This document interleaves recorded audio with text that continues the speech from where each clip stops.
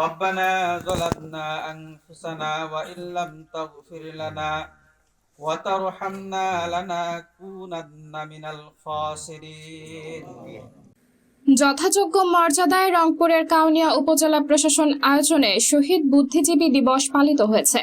গতকাল শনিবার বেলা 11:30টায় উপজেলার শহীদবাগ ইউনিয়নে বল্লভ বিশু জোড়াবান্ধা বধ্যভূমিতে পুষ্পস্তবক অর্পণের মধ্য দিয়ে বিনম্র শ্রদ্ধা নিবেদন শেষে শহীদ বুদ্ধিজীবী ও মহান মুক্তিযুদ্ধে বীর শহীদদের বিদেহী আত্মার মাগফিরাত কামনা করে দোয়া মোনাজাত করা হয়।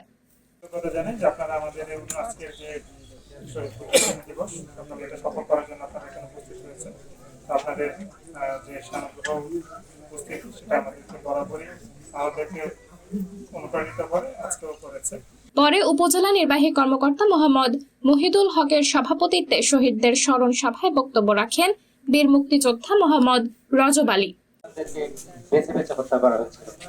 আজকের এই সুপ্রভাতে আমরা সবাই তাদের আত্মার মাগফিরাত কামনা করি এবং সবাই তাদেরকে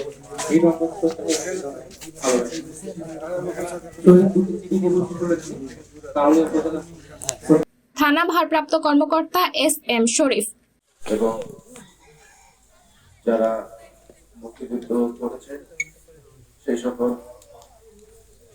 বীর সৈনিক, জাতির শ্রেষ্ঠ সন্তান সহ উপস্থিত বিভিন্ন সাংবাদিক এবং মিডিয়া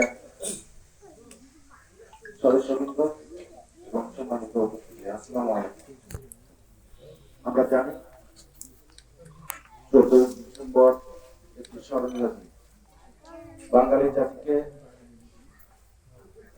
তুলনীয় করার লক্ষ্যে আমাদের জাতির যারা শ্রেষ্ঠ সন্তান ছিল, যারা বুদ্ধিজীবী ছিল, যারা দেশ গড়ার কারিগর ছিল, তাদেরকে একযোগে হত্যা করা হয়েছে।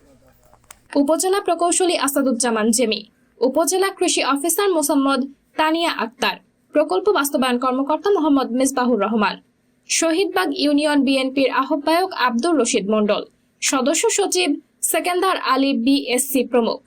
অনুষ্ঠান সঞ্চালনা করেন উপজেলা যুব উন্নয়ন কর্মকর্তা শামসুজ্জামান আজাদ।